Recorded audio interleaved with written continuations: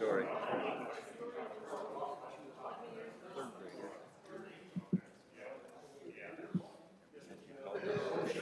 Good morning, folks. It's 9 o'clock. We'd like to welcome everyone to the June 4th meeting of the Kosciuszko County Commissioners. We'd like to open with a pledge and a prayer. Pledge allegiance to the flag of the United States of America and to the republic for which it stands, one nation, under God, indivisible, with liberty and justice for all.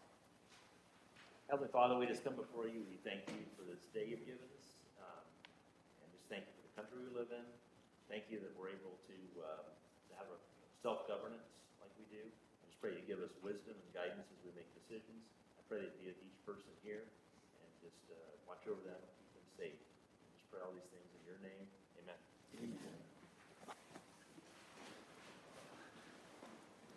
Thank you, Commissioner Jackson.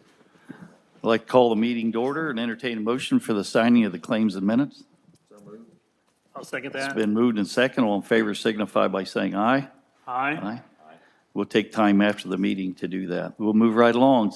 County Highway Superintendent Steve Moriarty. Nothing today. Thank you. Lakeland Regional Sewer District. Good morning. Good morning. Jim Haney with Lakeland Regional Sewer District, and I'm here today to respectfully request that you consider appointing Rosa Ritchie to our Board of Trustees. If appointed, Rosa would fill out the remainder of Richard Dan's appointment, which expires April of 2026, and Rich resigned in March for personal reasons.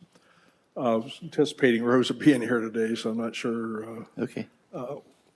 what happened there, but I saw a resume and stuff. So. Yes, we Yeah. looked at their resume and I was quite impressed with that. Appreciate your bringing her name she had forward. previously served on the board. She was appointed by the county council in 2022, but had to resign roughly 8 months later because of some employment scheduling issues. And those have been resolved, and she's very interested in rejoining the board. And we feel she'd be an excellent addition to what we're trying to achieve. So Very good, thank you.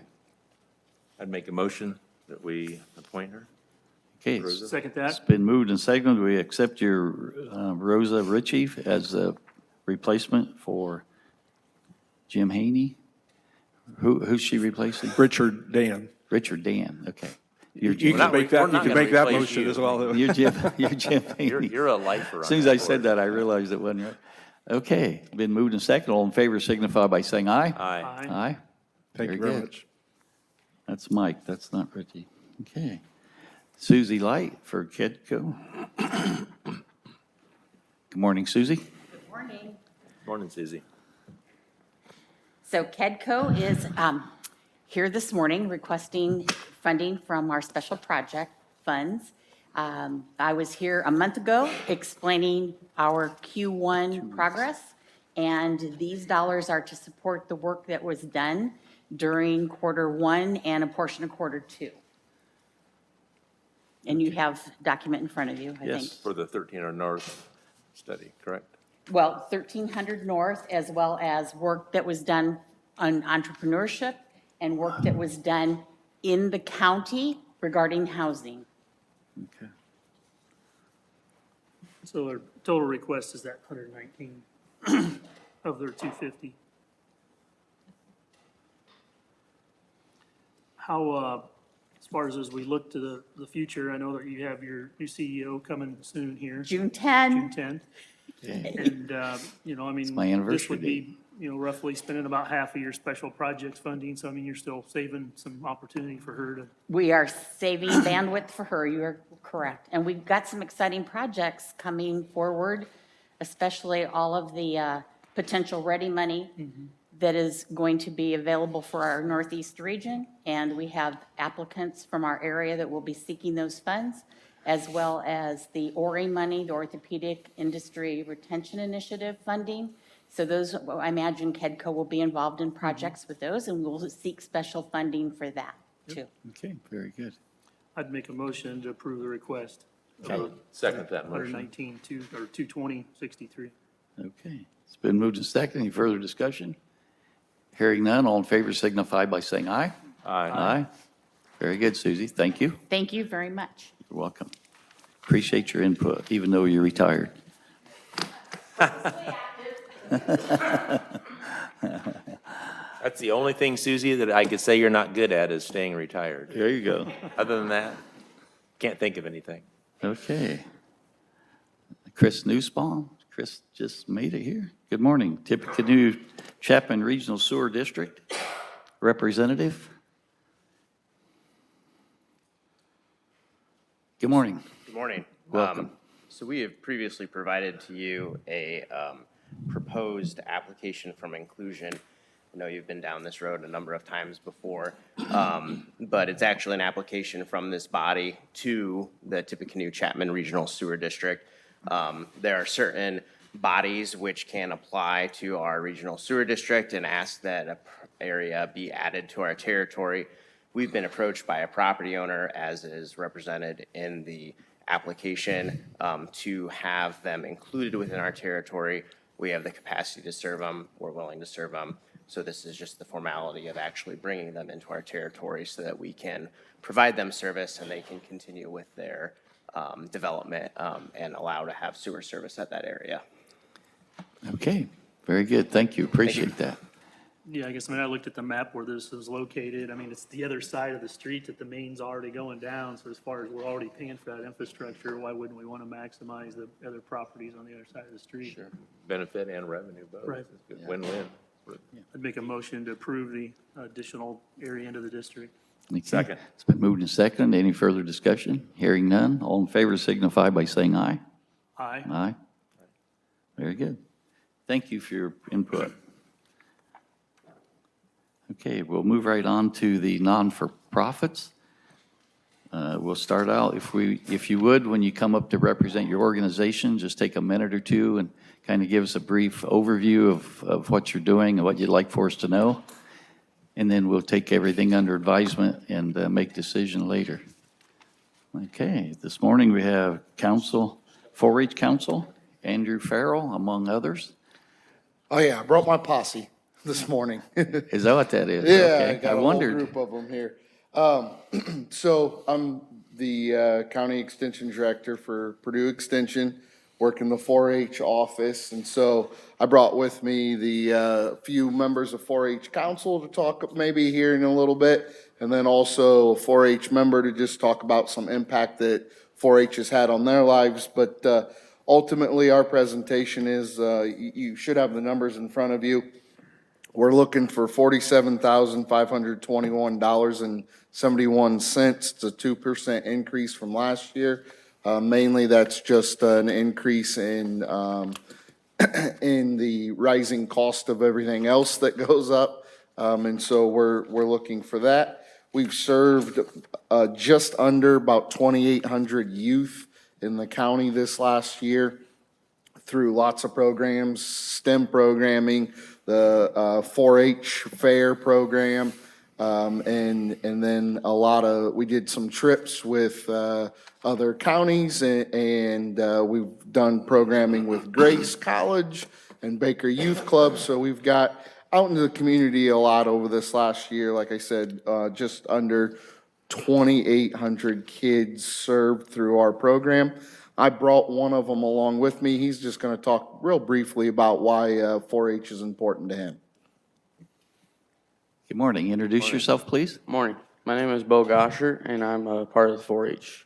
Okay, I'm Bo. part of the Leesburg Mighty Farmers.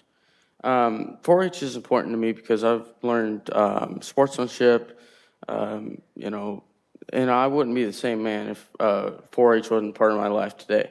4-H has just given me tons of opportunities to, A, get out there and just see stuff and experience stuff, and then B, just, learning leadership and sportsmanship skills through that. Very good. Well, thank you. Appreciate that, Thank Bo. you. Thank you. Who's next? I've got 4-H Council President Steve Trump. Thank you, Andrew. I'm just here to support anything in this county. When I sold my business in '21, I went out and I said, kids are the most important to me because that's the foundation It's the of what future. goes on. And we need to teach them, get them headed in the right direction so they can grow up to set up there or these guys out here. So that's what it's all about with me. It's just simply getting these kids educated to what goes on and like having this young man talk so he knows what's happening. Thank you for your support. I've been in and out of here for the 4-H for, 20-some years on and off. So you guys have always supported us and I appreciate that. Thank you. Appreciate your kind words. Last but not least, No, Barry don't wanna say anything? Barry says, no, he's good. Barry, don't want to so- say anything? Too shy on the mic, I guess, this morning. Thank you Okay. very much. Thank you, Barry, for being here. We appreciate you anyways. Thank you.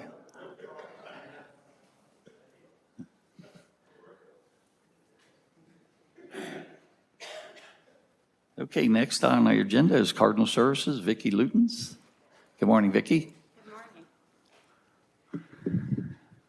My name is Vicki Lutens. I'm the Executive Director at Cardinal Services, and we want to thank you for your continued support in the work that we do for the community.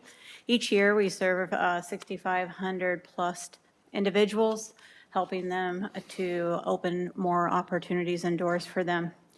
This year, Cardinal is requesting $111,373 for your consideration to support the use, to support the daily operations of the programs of Head Start, Healthy Families, and CABS. Head Start, Early Head Start, it prepares economically disadvantaged children, birth to 5 years of age, for success in school. Nearly 150 children are being served were served in 2023, excuse me. And we have currently 67 families and children that are on the waiting list. Head Start also provides services in-home from birth to 3 years of age. That's our early Head Start program. And it not only helps the children, but the parents as well. We have 3 classrooms in Warsaw location, and then we also have Lincoln, Leesburg, Claypool, and Mentone. A family of 4 for this program cannot earn more than $31,200, which is 100% at the poverty level. We have seen an increase in occurrence of mental health with Head Start. This has increased our children that are served, that are provided, receiving mental health services, and we're at 14% right now. Healthy Families is coming alongside those families that are at risk, supporting them to decrease the occurrence of child abuse. This program is a partnership with the family to learn healthy parenting. It cannot exceed the 250% of the federal government guidelines upon initiation of the program. It is supporting 55 families at this time in Kosciuszko County. Referrals come from various entities, doctor's offices, hospitals, WIC, Women, Infant and Children Program, and then local Department of Children's Services as well. Our focus is parental resilience, social connections, knowledge of parenting and child development, support systems, and social and emotional competency. And finally, CABS. You should be very familiar with CABS, the Kosciuszko Area Bus Service. It's providing public transportation to all in Kosciuszko County. We provided over nearly 37,000 rides in '23, and that is a 1% increase from '22, and is projected to be 5 to 10% in '24. We continue to grow from what we lost during the pandemic, which was close to 50,000 rides. According to the 2023 demographic survey, 71.4% of passengers consider cabs their primary mode of transportation. 41% of those riders are 55 or older years of age. The 3 main rides that are utilized is medical, work, and shopping are the 3 reasons that they utilize it. County funding counts on local matches and helps secure our federal support through Indiana Department of Transportation. Our budget on cabs shows a gain, but that's because we had to record 2 new buses. So we're actually at an operating loss of $74,163. So just wanted to make sure that I noted that. Again, thank you for your support and all the work that you do. Okay. Thank you, Vicki. Appreciate your input. Thank you, Vic.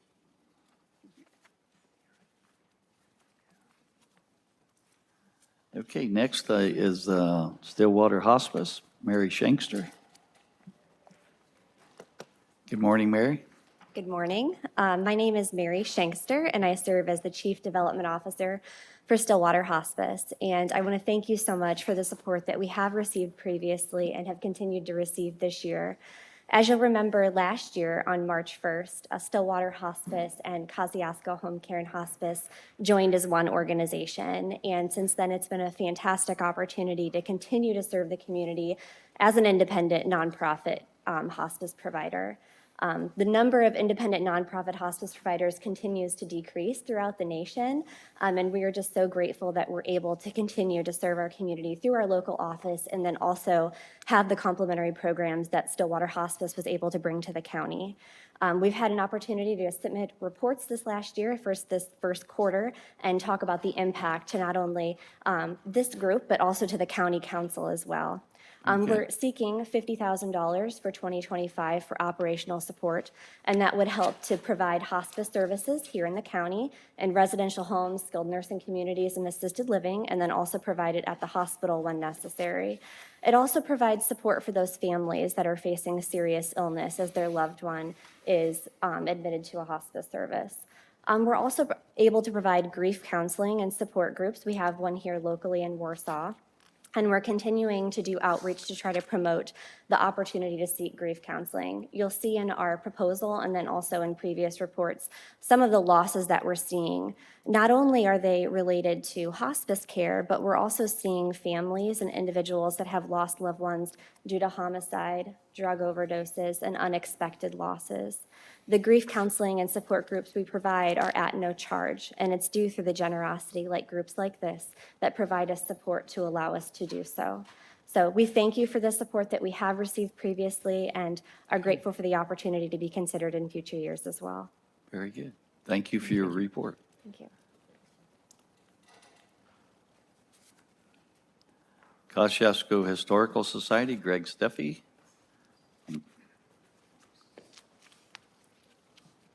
Good morning. Good morning, Greg.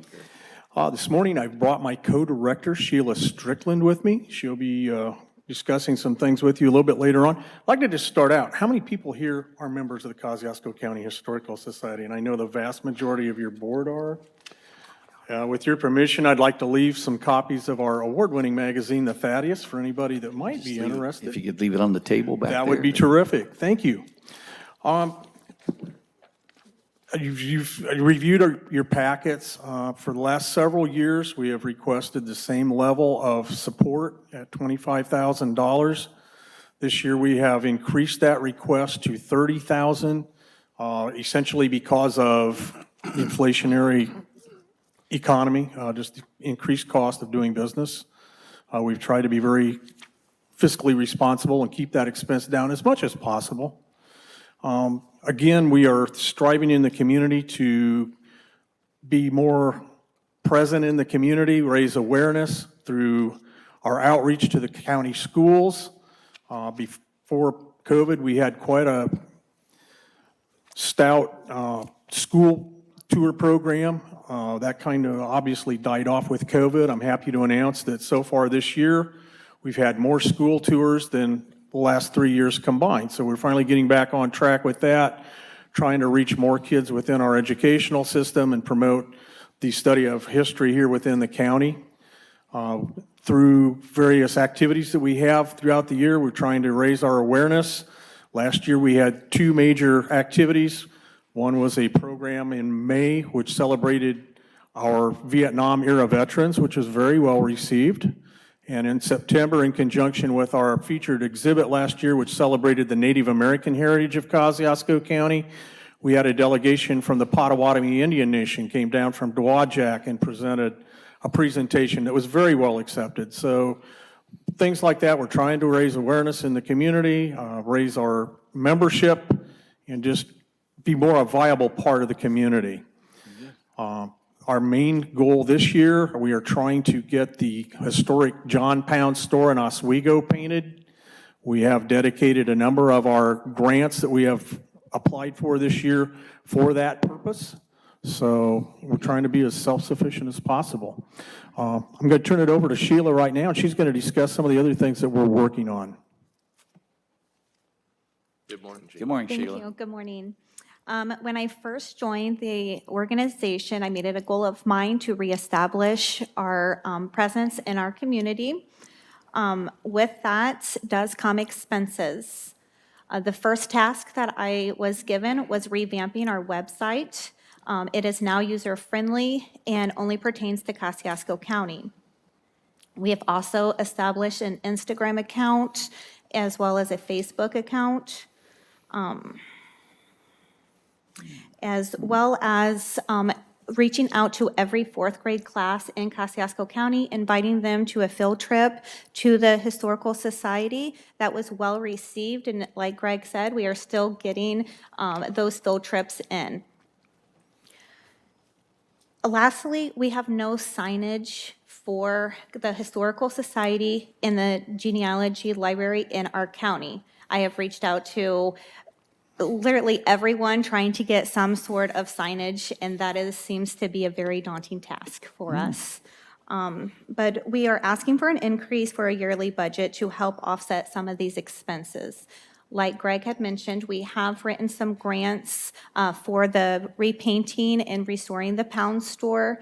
Another one is, it was very evident when I first started that our computer software had not been upgraded since 2004.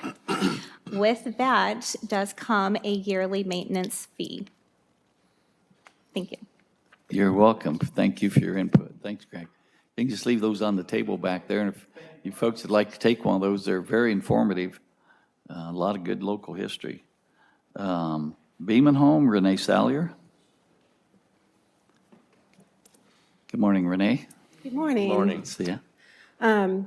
So, thank you so much for all your support through the years of the Beeman Home. As we enter our 38th year of services to Kosciuszko County, we are striving to do a lot of new things with helping clients and their children. We see about 190 non-residential clients come to us each year and 170 in shelter. All those clients receive counseling, case management, assistance with housing, transportation, and groups and classes. Over the last year, we served 59 children in the shelter, and we are looking to hire a part-time counselor for the children. They are very traumatized by the situation that they've been put into, and so our goal is to really help them further and to do some prevention in their lives and make them whole. Because really, truly, the Beeman Home is a place for healing. We have a funding gap each year of around $150,000 that our state and federal grants don't cover, so we do a lot of fundraising. We just had our annual golf outing yesterday, which was very successful. I know some people in the room here were there yesterday. And then, so we're asking for $50,000 this year, which is an increase from the last year because we are experiencing some leaks in our flat roof of our building. That was the old portion of the building when we added on, and so it's an expense we hadn't really planned for. So we're going to have to replace that roof by the end of this year or beginning of next year. So that is the reason for the increase this year. Very good. Thank you. Thank you, Renee. Appreciate your input. Keep up the good work. Kosciuszko Senior Services, David Neff. Good morning, David. Good morning, and I want to thank the commissioners for all the past support that we have had. It's very much appreciated. We are asking for an increase because of various cuts that we are receiving, up to $40,000. Unfortunately, we heard from Real Services, which is one of our funders, there was a 16% decrease in our transportation services from them and an 6% in home-delivered meals.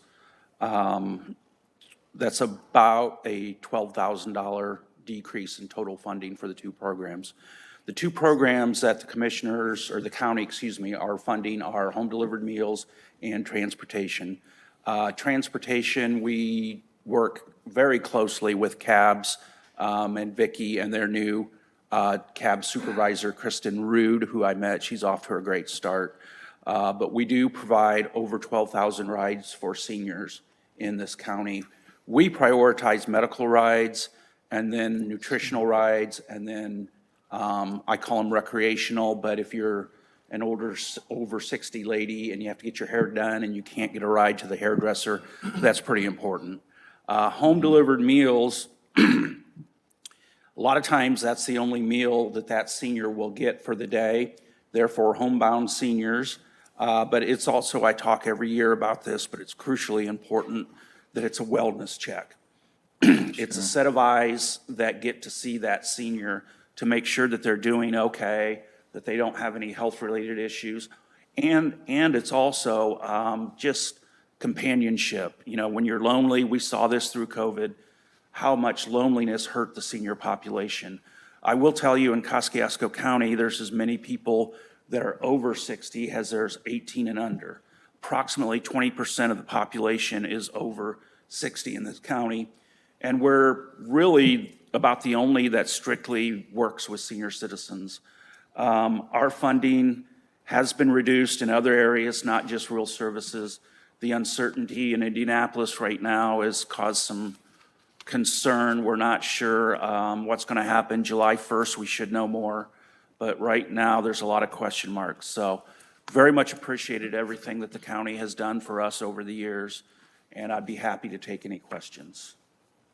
I don't have any questions. Board have any questions? Thank you, Benny. Okay, thank you. Keep up the good work. I will. Let me see, St. Joe River Basin, Matt? Oh, boy, this will be good. Good morning, Matt. Morning. My name is Matt Mearsman, and I serve as the director of the St. Joseph River Basin Commission. Although technically, I'm an employee of the Michiana Area Council of Governments. Michiana Area Council of Governments, otherwise known as MACOG, provides a staffing solution for the River Basin Commission and sort of supports in all kinds of ways. So always start off by saying, you might wonder, what St. Joe River, what do we got to do with that? That's not here in Kosciuszko County. But about 20% of the county does drain to the St. Joe River, and so by statute, the county is part of our commission. We should think of it here as the Lake Wawasee and Turkey Creek because that's the water bodies that we're concerned with here in the county. We're a little different than the others in the sense that we're not a 501c3 non-for-profit. We are technically an agency of the state of Indiana, and we do receive some support from the state. But the way we were designed as a regional government entity, we rely on the support of our local government members for our basic operations. The primary function, we were created to address water quality concerns, but our scope has been expanded to also look at flood mitigation. And I would say our primary purpose or function is to provide a forum for the discussion, study, and evaluation of water resources. So we do a fair amount of monitoring. In fact, we've got some part-time staff people that are out this week deploying our biological monitors in Turkey Creek as one of the spots. We monitor 12 sites throughout the basin to understand water quality, what's living in it. And then in the last couple of years, we've been installing some water level monitoring devices to try and better understand quantity. And so I just want to kind of point out that this effort of data collection and understanding can really help you guys in an executive role around making informed decisions. I think if you've been tuned into the news at all, stuff that's going on around Lafayette, around this LEAP Lebanon development project, whether there's enough water to provide water or allow for the export of water out of our county to another county, these kind of issues become really important in understanding how much is there and what do we got. And so the data collection, I also would say locally here, there's the opposite end. You know, do we have enough under the ground to provide water for municipal drinking water as well as development? But then on the flood mitigation side, and I think we've seen that here in this county, what gets declared a floodplain and what's regulated is based on models and estimates, and sometimes they're wrong.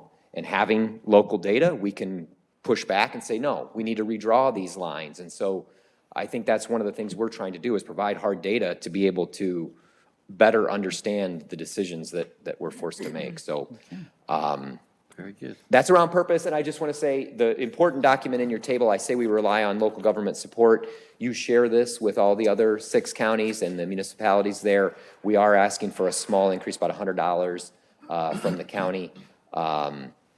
And it's divided up based on your land area and the population of the municipalities and stuff. But I would say even more important, and I want to thank you, not just for the financial support you've provided over the years, but the participation. So commissioners have a seat. Carrie always makes sure John Roberts is there, and Bob Weaver's here from the Health Department, Mike Kissinger from Surveyors. Kosciuszko County is well represented on our commission, and we appreciate the participation. Okay, thank you. Appreciate questions? everything you do. All I right. have no questions. Thank you, Matt. Thanks for You bet. pulling Thank you, guys. Thank you.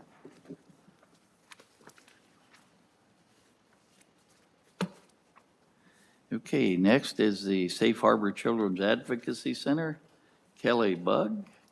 Good morning. Good morning, Kelly. Thank you for taking the time to listen to me. This is my first time I've had to make an ask. I am the executive director, the forensic interviewer, the janitor, the bookkeeper. I do everything at Safe Harbor Child Advocacy Center, and that is where we do forensic interviewing of child victims. When a report comes in to law enforcement or to the DCS, and there are potential criminal charges or, there's safety issues, then those agencies contact me and I send a group text to a detective, a DCS case manager, a Bowen Center liaison, and a prosecutor. And we all meet, I interview the child, and they watch that interview. The interview is recorded, and that interview takes place at the K-21 Health Services Pavilion. It's in the back of the building so that the families have privacy. There's a separate entrance so that law enforcement and all those folks that are watching that child can enter unseen to the child. So, it doesn't feel like a kid who's already been traumatized is giving an interview to 7 different people. But it's very child-friendly, which our law enforcement agencies and our DCS are great people and great agencies, but they just don't have the facilities that we've been able to provide, to make it child-friendly. So after that interview is completed, we meet, those people and I meet as a team, and we discuss what the next steps are in the investigation. Whether are we going to make a recommendation that this child needs to be removed? Are they unsafe in the home? All that takes place in one room with all those important players and decision makers. And then those folks leave with a videotape or a DVD of the interview so that the child doesn't have to be interviewed again. So they're talked to one time by one person, which in the old days, it was done very differently. Law enforcement would interview, DCS would interview, then the prosecutor would talk, then they'd go to Bowen and have to talk again. So it's just so much less traumatic for kids. We're very fortunate because we're the only county our size in this area to have a child advocacy center. Fulton doesn't have one, Wabash doesn't have one, Marshall, Noble, Whitley, none of those counties have a child advocacy center, and they do use our facility sometimes, not as often as we do. But in your packet, I had our numbers for this year. May was a very busy month for us. We did 23 interviews in May. So about 450 interviews since we opened. Our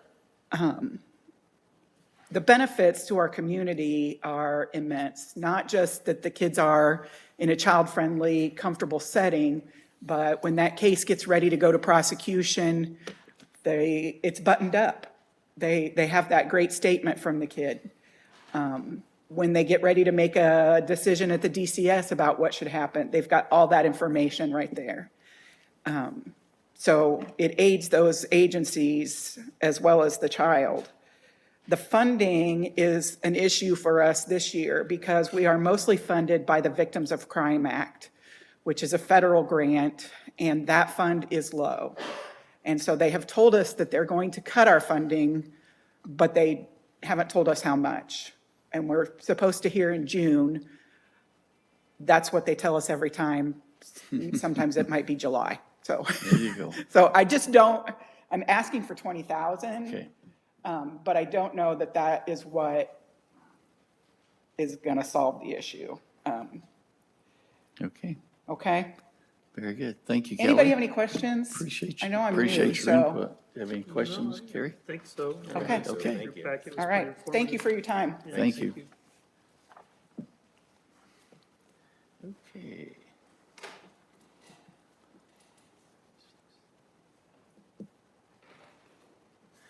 Okay, next on the agenda is the county council, Mike Long and Kathy Groninger. Now you got Reedy Financial Group. Morning, Commissioners. Good Good morning. morning. Mike Long, Kathy Gruniger, on behalf of the council. We're here this morning to respectfully request your consideration for a salary analysis with the Reedy Group, whom we have engaged with to help with the county finances. This salary analysis would include, but not limited to, and I'm reading this from my phone, so bear with me here. Assistance in the establishment of wages for the annual budget. This process includes various wage data from the county auditor to formulate the following: the estimated dollar amount effect of the proposed wage proposal for the ensuing year's budget and projected years. This includes estimates for salary, retirement/perf, Social Security, Medicare. And 2, integration of wage proposal into the financial plan. And 3, estimated long-term impact to the county's operating funds. I hope that you received the letter that we sent to Rhonda. I hope that it made it into your packet. Good, yeah, so that should explain pretty much everything. But if you have any questions, we're happy to take them. Just got this morning. I haven't had a chance to go through it, so. Yeah, this is the presentation that was kind of briefly touched on at our joint meeting. Uh-huh.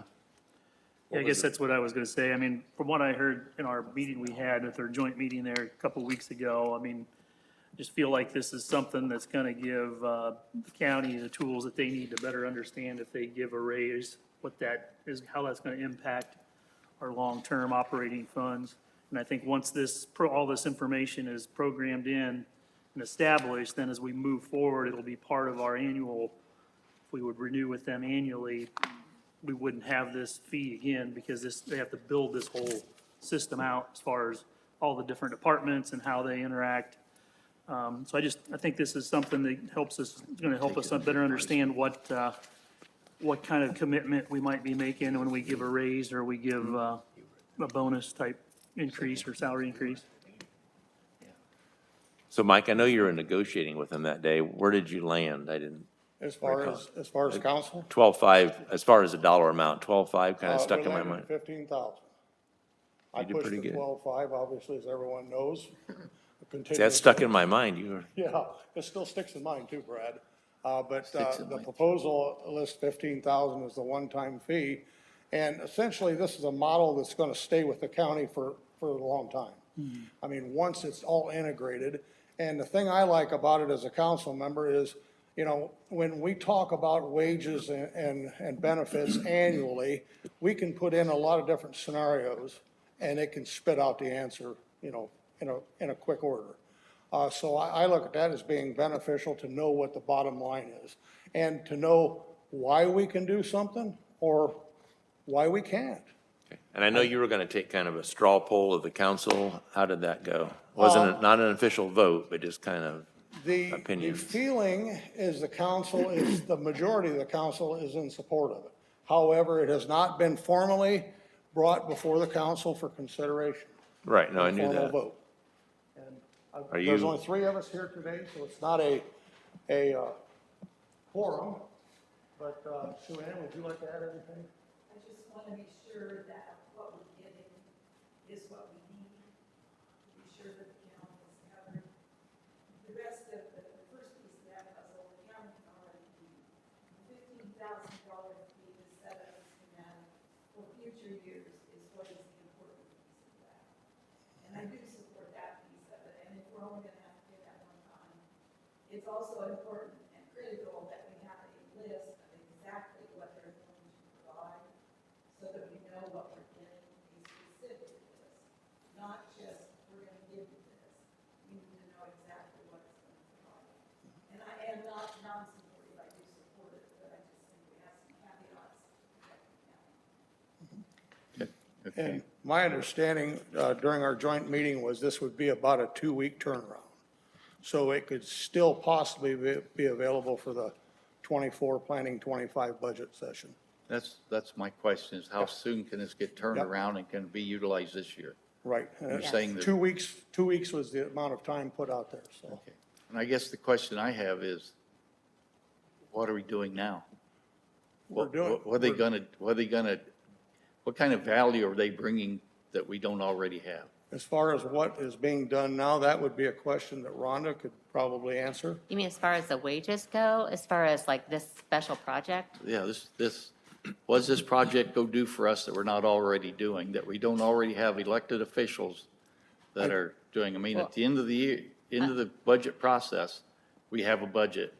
Well, I think that The what. budget Stewie- process has gone through, Yeah. and the budgets have been formulated. What do they go do for us that we're not already doing? Well, I think, like as Sue Ann mentioned, they're gonna, get all of this in a matrix. Is that, so that we'll have all this information will be in our budget from here forward. And before I was on the council, I know we did like a salary adjustment analysis, and I don't know who we hired, but I know it was pretty substantial as far as the cost of that. And $15,000 I feel pretty reasonable for a one-time cost to get all this information into our budget to help us for the future. Plus, to some degree, like we could, we might, like Mike was trying to say, there might be a need to do something different for one department than another department, and this will help us more quickly be able to get the information, the tools that we need right away to be able to say, yes, this makes sense, or no, it doesn't. Yeah, and I believe Wagner Urban Shealy, Bob was the firm we used. It was a lot more money than $15,000. It kind of provided a lot of shock value. I sat in on that meeting when their findings were reviewed, and at that time I thought, how are we going to do this? The benefit I see to this is going to be tied into the long-term goals of the county. Right. So we're going to know for years to come. So I mean, as far as, we're getting on board with strategic planning. We're making that very well known. We're looking, Reedy's going to help us provide a lot of the future funding needs for our strategic plan. This is just another component to complete this whole process. Well, the other thing is, one of our largest expenses is our labor. Employee costs. So, Yeah. we want to make sure that we have all the information and all the tools we can have in our toolbox to be able to make those adjustments up or down or difference or whatever needs to happen there, because it is a big line item in our budget. So, trying to be able to better manage that cost and still provide our employees with a fair wage for services being provided. And if we're simply at a point to where we're getting, if we're getting to a point to where we can't do it, I would like to know why. And how does that look? I'm not one that looks out a year or two. I want to look 10 years out. Sure. And I think it's, the direction we're heading is the correct direction with Reedy's. The last meeting, was much more impressive than the first meeting. I think everybody got quite a bit out of that, so this would just be I did. another component of that, a one-time fee to finish that out. Plus, it's not just a snapshot in time, like the last wage analysis was kind of a snapshot in time that was used for that moment. This is something we can continue to use every year and can be updated as we, get new employees or add positions or whatnot. You ready for a motion? Yes. Make a motion to approve the request. Second? It's been moved and seconded. Any further discussion? Hearing none, all in favor signify by saying aye. Aye. Very good. Thank you Thank very you. much. Appreciate your input. Look forward to working with you. Thanks. The Sheriff's Office, Michelle Hayden, come on down.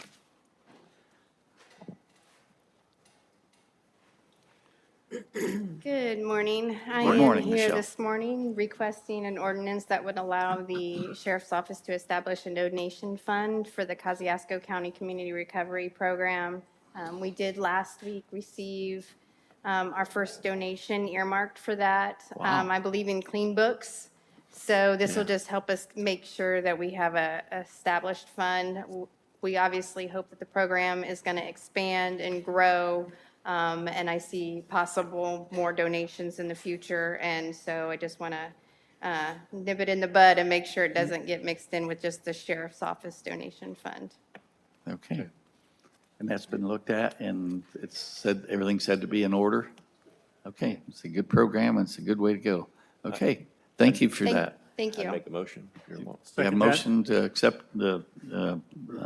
approve the donation fund ordinance. Any further discussion? Hearing none, all in favor signify by saying aye. Aye. Aye. Okay. Yeah, good morning. Morning, Sheriff, have some If I can, I know it's not on the agenda, I'd like to come before you. I'm going to bring Mike Mulligan up here to talk to you about a program that he's been working ever so hard on last several months. It's called Extra Duty Solutions, and it's in regards to filling some of those needs that the community has, and there's quite a bit of them for off-duty officers for different weddings and different parties and what have you. This is a system that will be conducive to filling those needs, but I think it'd be beneficial for the county, and I'm going to let Mike explain a little bit about how it's going to be beneficial. So, Mike. Good morning, Mike. Good morning, Michael. So just a really quick snapshot of Extra Duty Solutions. It was developed by a retired police officer who dealt with all the extra duty details, weddings, graduations, any kind of party somebody wants to have. What they do is we'll sign an agreement with them, which is month to month, no cost to the county or the department. When someone calls in for a venue security style detail, they will be forwarded to this Extra Duty Solutions. Extra Duty Solutions will take and set what we set within our parameters. They will relate to that venue, and they will set up all the duty. An email or a text message will go out to officers that want to be involved in this, and then they will sign up with them.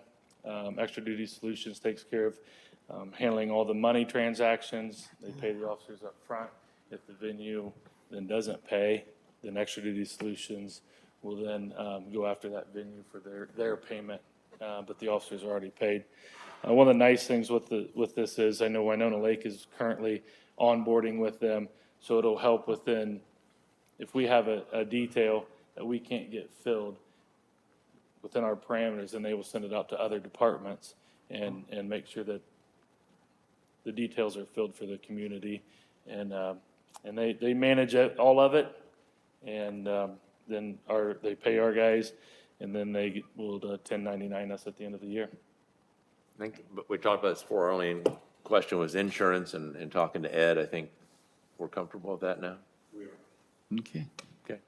I think state police do something like this too. They, instead of state police, quote unquote, doing it, they have an organization that they do the same thing with, I They think, do, and have State for Police years. I Alliance. think it's highly successful for them. Yeah.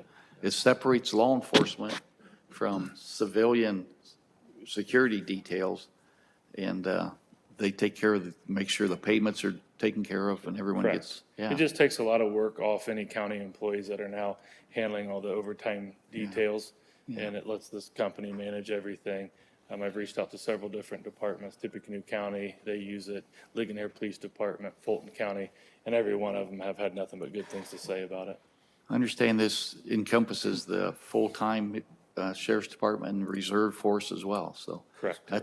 That's a big plus, because we've looked to do that for the last 20 years that I'm aware of, and always with ILEA, had to say so, and the director there was not in favor of it, and it created issues. So your due diligence here is paying off, and we understand through our council that it's a good program.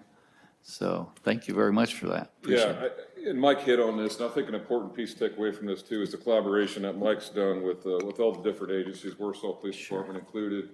I don't like not being able to fill some of those needs, and we've had to turn people away just because we can't get any interest from the department. Well, now with going with this program, it affords us the ability to, we may not be able to fill it in our department, we can pass it on to another agency that may have an officer that's willing to go work that. And you're still filling the needs, but we're kind of sharing it, you know. And you can set the parameters inside there and how many days it'll be open for us, can't get it full, and then you kick it over to other agencies and stuff. So it's very user-friendly.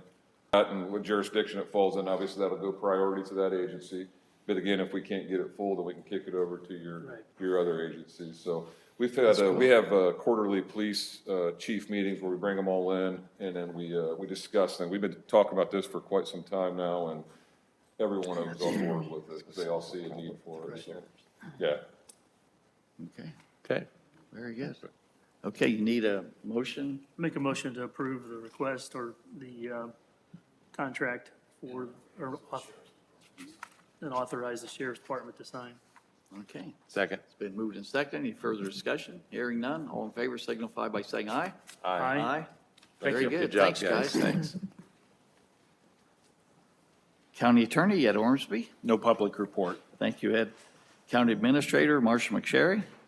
Yes, I have a couple of items here for you this morning. The first up is the Advanced Product Group, which is new to Paris Telephone. It's a maintenance agreement for our phone system throughout the county buildings. This is an annual contract. This year it's $16,030.06. This is about approximately a $1,000 increase from last year and covers any unnatural issues or damage that might happen to the system. That's huge. And it is for a year. It would start this May and end in May of next year. Is that for the summer previously? It is an annual contract, so it is previously. $1,000 difference. Okay. Yeah. Okay, Make a motion to approve the request. Second. it's been moved and seconded. All in favor signify by saying aye. Aye. Aye. Next item is the Justice Building renovation project is moving along. June 10th, we'll start Phase 3, which encompasses 2 of the courtrooms in the south building and those offices, restrooms, the main lobby. I have a PR number 6, which will be a change order for Phase 3. It's for second shift work for selected scopes. So it would be, item 6.0 would be for flooring, the flooring scope, and it would add $1,575 as a change order. And item 6.1 would be for the wall coverings and painting in that same area, the south corridor, the main lobby, the main entrance, and it would add $7,539 as a change order. These do not include the base rates. These are the premium that would add the hours and the hourly rates over and above the base rate. We didn't have this issue in the north part of the building on the second floor because we had the elevator in the north part of the building to get people on the first floor and up to the circuit court room. We don't have that availability, so this is the only way we can get that work done and to keep the building open in that area. Okay. Very good. You want a motion? I would Yeah. make a motion. Marcia and I have had some conversation about it, and it stinks to spend the money, but there's just no way around it. Yeah. The building open to the public. So, make that It's motion. it's a huge safety issue. You can't have people working around when you're working overhead, so. Well, and pulling up carpet and laying carpet. Yeah. Putting glue down. Very good. It's just not working. Is that a motion? That's a motion. Second that. Been moved and seconded. All in favor, say aye. Aye. Okay, a last item I have, the Justice Building furniture bids. Previously, the commissioners have approved a bid from Office Interiors in the amount of $158,804.99. That was pending review of the furniture that was proposed for that area and the materials.